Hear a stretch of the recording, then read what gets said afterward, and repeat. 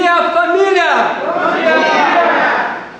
Na semana passada nós estudamos o capítulo 5, parte 1 de Atos. Sim. E nós vimos 2 pontos. Nós estudamos sobre a relação que nós temos com Deus e como ela é mostrada através da relação com as pessoas. Esse foi o nosso título. Sim. Nós vimos 2 pontos. Toda mentira é contra Deus, não contra as pessoas. E também, todo temor é de Deus e não de pessoas. Hoje nós vamos estudar a segunda parte do capítulo 5 de Atos, na nossa série do livro de Atos, amém? E vai ser muito especial. E vocês vão entender hoje um pouco do porquê nós dividimos em 2 o nosso estudo do capítulo 5. Porque de fato é muito denso o que nós vamos ver. Bom, nós precisamos começar falando um pouco sobre Flávio Joséfos, que era um historiador judeu e romano também, que viveu durante a época do Império Romano dominando sobre Jerusalém, sobre os judeus. Ele era avesso a qualquer rebeldia social de base popular. E em um dos seus escritos muito famosos, ele é muito conhecido por conta da historicidade que ele dá a respeito de Jesus e dos seguidores de Jesus. Ele fala, em determinado acerto dele, que passado algum tempo, isso por volta dos anos 20 ou 30 depois de Cristo, ou seja, mais ou menos o período em que Cristo iria se levantar como Messias, enquanto um homem chamado Fados era procurador da Judéia, um certo charlatão cujo nome era Teudas, persuadiu muitas pessoas naquela região da Judéia a tomar a posição a favor dele, irem até o Jordão, e ele dizia às pessoas que era um profeta e que quando elas viessem, iria abrir o Jordão em 2, assim como tinha acontecido com Moisés no Mar Vermelho, para que todos eles passassem. E com essas palavras, Teudas levantou um número grande de seguidores, que queriam igualmente com muitos fugir da prisão que Roma estava estabelecendo cada vez maior sobre Jerusalém. Mas Fado, que era justamente o procurador, não permitiu que eles consumassem essa tentativa. Ele enviou uma cavalaria forte contra Teudas e os seguidores dele, matou todos eles e principalmente Teudas ele levou para servir de uma figura pública em Jerusalém como oposição, para não se levantar, e eles mataram ele em frente das pessoas. Também na Judéia, mais ou menos nessa época, por volta dos anos 20 ou 30, o governador da Síria, que também tinha disputas pela região de Jerusalém, ele se chamava, o governador da província romana, era Públio Quirino. Ele ordenou a execução de um censo em Jerusalém, para que ele soubesse qual deveria ser a carga tributária para colocar sobre as pessoas. Essa medida provocou uma forte rebelião popular. As pessoas obviamente não queriam mais impostos, não é? Assim, a gente está feliz de ser um bom cidadão, mas ninguém quer mais impostos. E eles também não queriam mais impostos. Isso se converteu em uma revolta armada. Segundo também Flávio Joséfos, ela foi liderada na Galileia por um homem chamado Judas, que era natural de Gamala, e eles atacaram uma cidade chamada Séforis, que era a capital da Galileia.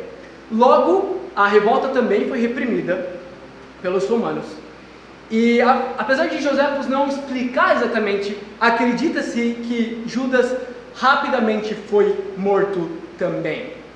Além desses, houveram vários outros que se levantaram durante a época de Jesus, durante o período anterior a Jesus e o posterior a Jesus, dizendo ser o Messias. Portanto, o título da nossa aula hoje é Teudas, Judas, Outros e Jesus. Vamos, irmão. Teudas, Judas, Outros e Jesus. Vamos em Atos capítulo 5. Vamos lá, Pedro. Vai, Gabriel. Vamos, Luiz. Atos capítulo 5, versículo 17. Então nós lemos e terminamos o capítulo, a nossa aula passada vendo o que estava acontecendo na igreja. Era um grande avivamento. A igreja estava sendo incrível. E o que acontece quando isso existe na igreja? Perseguição. Sim. Versículo 17. Então o sumo sacerdote e todos os seus companheiros, membros do partido dos saduceus, ficaram cheios de inveja. Por isso mandaram prender os apóstolos, colocando-os numa prisão pública. Mas durante a noite, um anjo do Senhor abriu as portas do cárcere, levou-os para fora e disse: dirijam-se ao templo e relatem ao povo toda a mensagem desta vida. Versículo 21. Ao amanhecer, eles entraram no pátio como haviam sido instruídos e começaram a ensinar o povo. Quando chegaram o sumo sacerdote e os seus companheiros, convocaram o sinédrio, toda a assembleia dos líderes religiosos de Israel, e mandaram buscar os apóstolos na prisão. Todavia, ao chegarem à prisão, os guardas não os encontraram ali. Então voltaram e relataram: encontramos a prisão trancada com toda a segurança, com os guardas diante das portas. Mas quando as abrimos, não havia ninguém. Diante desse relato, o capitão da guarda do templo e os chefes dos sacerdotes ficaram perplexos, imaginando o que teria acontecido. 25. Nesse momento chegou alguém e disse: os homens que os senhores puseram na prisão estão no pátio do templo, ensinando ao povo. E aqui a gente aprende na Bíblia que sempre tem alguém disposto a fofocar, não importa onde você vá. Sim, meu Deus do céu. Versículo 26. Então, indo para o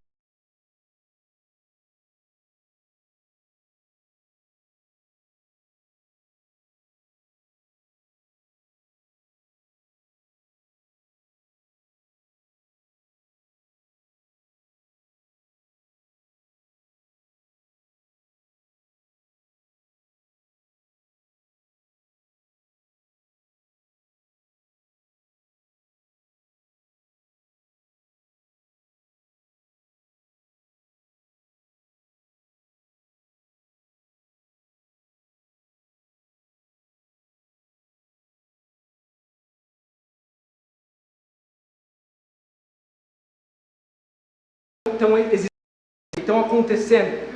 Primeiro, a Bíblia relata que eles estavam fazendo coisas incríveis e o sumo sacerdote com seus companheiros prenderam os apóstolos numa prisão pública. Imagina isso, um anjo é enviado da parte de Deus para ir até a prisão, libertá-los e enviá-los novamente a pregar a palavra de Deus. Isso era provavelmente a alta hora da noite. No versículo 21, a Bíblia fala que ao amanhecer, ou seja, sem descanso, eles voltaram e obedeceram a mensagem do anjo. Eu fui libertado para quê? Para pregar a palavra de Deus. Assim é conosco. Para que nós somos libertados? Para pregar a palavra de Deus. Amém? Vocês estão comigo, igreja? Sim. Sim.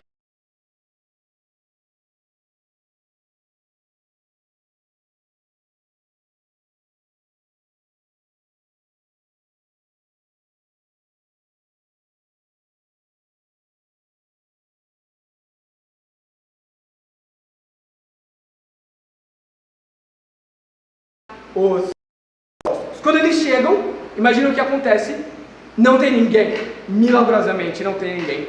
E não só não tem ninguém, não tem nenhum guarda que soube o que aconteceu, não tem nenhuma tranca que foi quebrada ou aberta. Milagrosamente os discípulos foram soltos. Assim é como Deus faz as coisas nas nossas vidas. Elas não são cabíveis na nossa mente. Ok, eles saíram, mas a porta está trancada. Os guardas não sabem o que aconteceu. Como ele fez isso? Exatamente isso, nós não sabemos. Esse é o poder de Deus, amém? Amém. E, como eu falei, sempre tem alguém para fofocar. Então, vai alguém até o meio dos líderes, que por algum motivo só estava pensando em falar dos outros o tempo todo. Então ele foi lá, estava vendo o que estava acontecendo, que a cadeia tinha sido, que eles tinham ido pregar, e aí depois pensou: não, eu vou lá também porque eu tenho que falar deles lá. E talvez depois ele voltou para ver o que eles estavam falando para poder comentar em outro lugar. Muito perigoso, não é? Olha isso, de certa maneira, a prisão deles, que estava acontecendo agora, era a responsabilidade dos fofoqueiros aqui. Mas no versículo 26, a Bíblia comenta que depois de saber onde eles estavam, eles vão até o pátio do templo raptar os apóstolos, sem uso de força, obviamente. Não porque eles não usariam força, mas porque eles se preocupavam demais com a aparência. E assim são os religiosos, não é? Eles se preocupam demais com as aparências. Assim nós podemos ser também, nos preocupar demais com as aparências, e nós não fazemos coisas na frente de pessoas que fazemos quando ninguém vê. E esses foram os mesmos homens que haviam matado Jesus. Versículo 28, eles pressionam novamente os apóstolos. E nós vamos ver o nosso primeiro ponto dessa manhã, justamente na resposta de Pedro. Vamos ao versículo 29.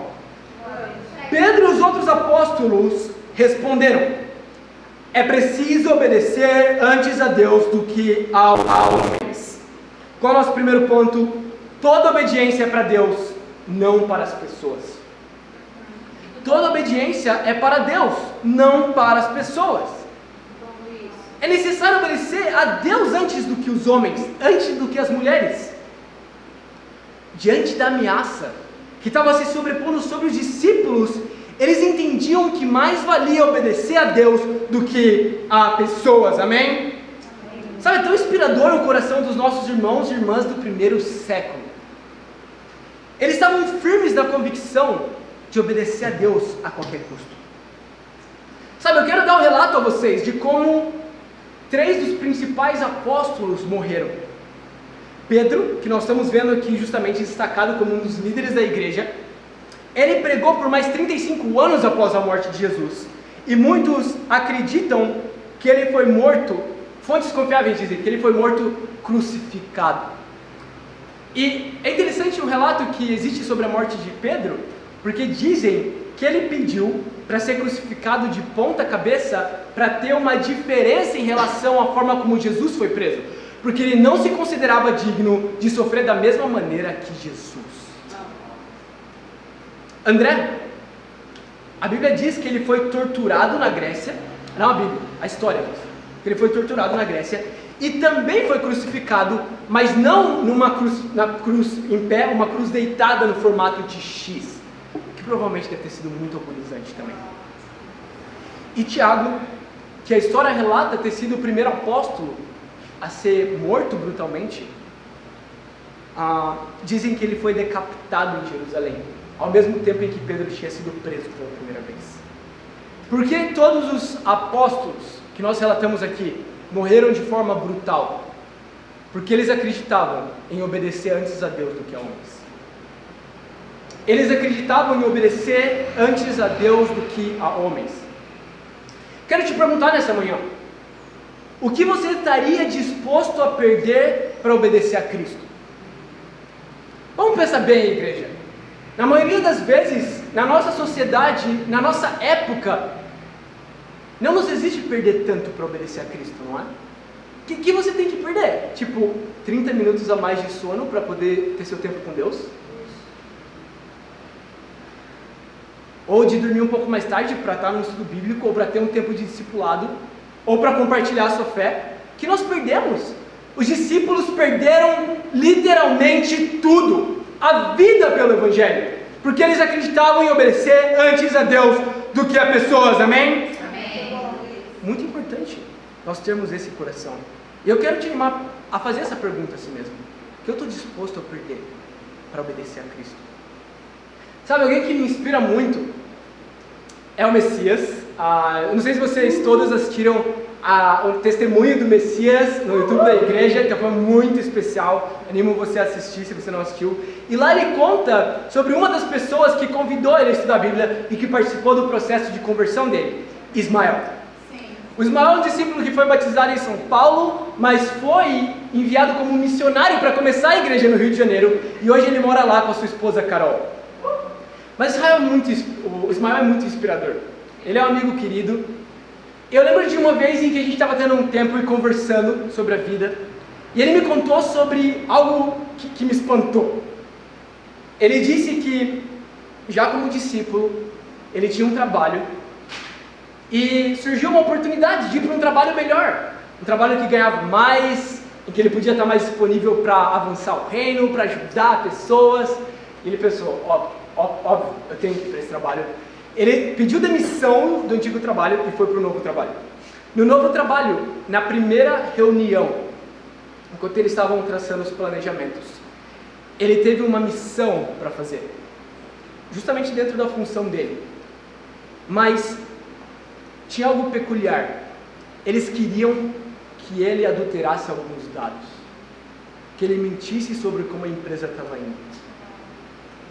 Se imagina na posição do Ismael. Talvez você pense qual a resposta certa agora, mas se imagina na pressão de precisar de um emprego. Se imagina na pressão de talvez perder seu emprego. E na mesma hora o Ismael não titubeou.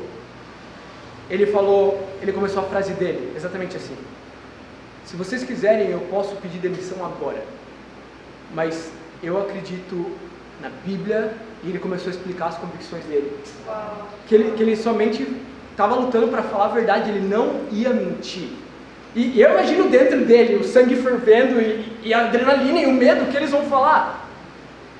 E pela graça de Deus, eles ficaram constrangidos com a atitude dele, respeitaram a decisão dele, desistiram de adulterar os dados da empresa. Obviamente trataram ele um pouco mal, estranho no começo, mas ele fala que a longo prazo ele foi muito respeitado na empresa. Porque ao contrário de todos os outros, ele era alguém que de fato era confiável. Uau! Olha isso! Que obediência a Deus, disposto a perder o emprego. Que você está disposto a perder hoje por obediência a Cristo? Muito importante entender que toda obediência é de Deus e não para pessoas. Nós vamos para o nosso segundo ponto, também lá em Atos 5, agora no versículo 30. Vamos. Vocês estão comigo, igreja? Sim. Vamos lá. Atos 5, 30.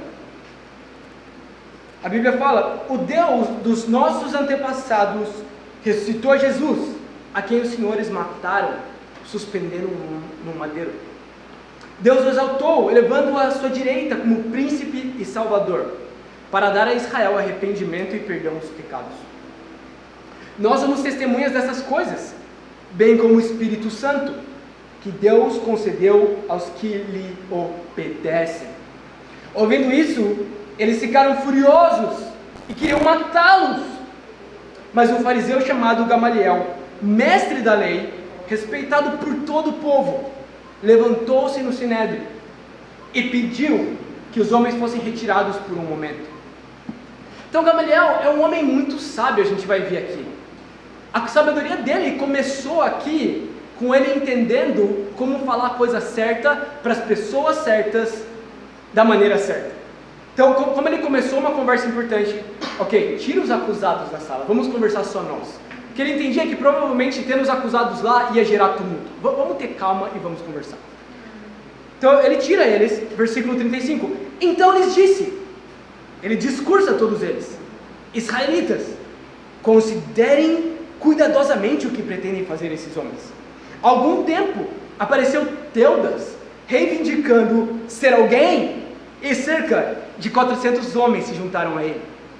Ele foi morto, e todos os seus seguidores se dispersaram e acabaram em nada. Depois dele, nos dias do recenseamento, apareceu Judas o Galileu, que liderou um grupo em rebelião. Ele também foi morto, e todos os seus seguidores foram dispersos. Portanto, neste caso, eu os aconselho: deixem esses homens em paz, e soltem-os. Se o propósito ou atividade deles for de origem humana, fracassará. Se proceder de Deus, vocês não serão capazes de impedi-los, pois se acharão lutando contra Deus. Uau! Segundo ponto, o plano de Deus, não de pessoas. Muito bom, Que irmão. incrível! A Bíblia fala aqui sobre Teudas e Judas, dois dos homens que nós começamos a falar no início da pregação. Dois que se levantaram, reuniram multidões, fizeram coisas, mas depois caíram. Sabe, não há como lutar contra o verdadeiro cristianismo. Por quê? Porque significa lutar contra Deus. Enquanto Teudas se levanta, Judas se levanta, faz barulho, mas cai. Jesus se levantou e ficou. Sabe, o plano humano tem data de validade, enquanto o plano de Deus tem uma data de efetividade.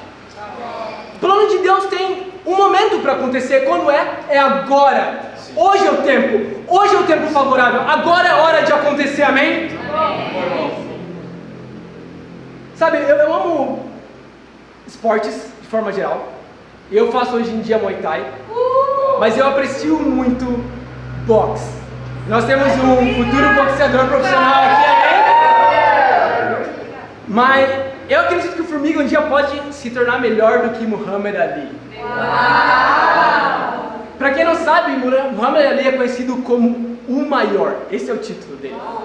O maior de todos os tempos no boxe. Só para vocês terem uma noção, eu quero dar alguns números aqui do Muhammad. Ele teve 61 lutas na vida dele. 61 lutas. E ele venceu 56 delas. Eu não fiz as contas porque ia ser absurdo. Eu acho que dá mais de 90%. E não só isso. Das 56 lutas que ele venceu, 37 delas foram por nocaute. Uau! O que significa? Significa que ele nem deu chance para o adversário. Foi tipo assim, começou, tocou o ringue, pum, o outro caiu. Uau, que loucura! Tipo, não há dúvida de que ele foi o melhor do boxe. Assim como não há dúvida que o Formiga vai ser incrível no boxe. E ele foi conhecido, e é conhecido ainda hoje, como o melhor de todos os tempos. Ele me inspira muito. Especialmente uma frase que ele disse determinada vez. Ele disse: Deus me pôs aqui por alguma coisa. Eu posso sentir isso. Eu nasci por tudo aquilo que estou fazendo agora. Uau! Olha que apreciação do plano de Deus na vida dele. Mas presta atenção, esse homem se sentia tão confiante, não por conta do relacionamento dele com Deus. Ele estava falando sobre a vida dele no boxe. Ele estava falando sobre a profissão dele. Esse homem se sentia tão confiante porque ele era o melhor boxeador da sua época. Quanto mais você pode estar confiante, porque é o filho do Deus de todas as épocas, amém? Amém. Você é o filho do Criador do universo. Quanto mais valioso isso é que ser melhor em alguma coisa. Sabe, nós devemos nos sentir mais confiantes do que ali, porque o que nós temos, a fonte da nossa confiança, não é o boxe e nem é nossos planos pessoais, mas é o profundo e perfeito plano de Deus, amém? Amém. Uau, eu amo isso, que implica pensar como Ali pensava, pensar como Pedro pensava, pensar como Gamaliel pensava. E é importante entender, Gamaliel não era um cristão aqui, não era um convertido. É impressionante notar como ele entendia a soberania de Deus. Sabe, às vezes você sai na esquina e você encontra pessoas que por conta de algum vídeo que viram na internet, de uma filosofia aleatória, entendem melhor a soberania de Deus que nós que estamos na igreja. Nós precisamos nos arrepender e entender o plano de Deus. Que o plano de Deus é incrível. E Ele tem algo incrível para nós. Quando Deus na Bíblia, nas Escrituras, a respeito da sua vida, não vai deixar de acontecer. Não vai deixar de acontecer. Não há luta que exista que pode parar o plano de Deus. Então, nós estamos cantando. Uau, eu colocou aqui nessa para cantar Ele. Eu nasci para cantar nessa a Deus. Eu nasci para nessa manhã pregar a palavra de Deus. Eu acredito que nós fomos enviados aqui como igreja em Campinas, porque aqui pessoas precisam do verdadeiro evangelho, amém?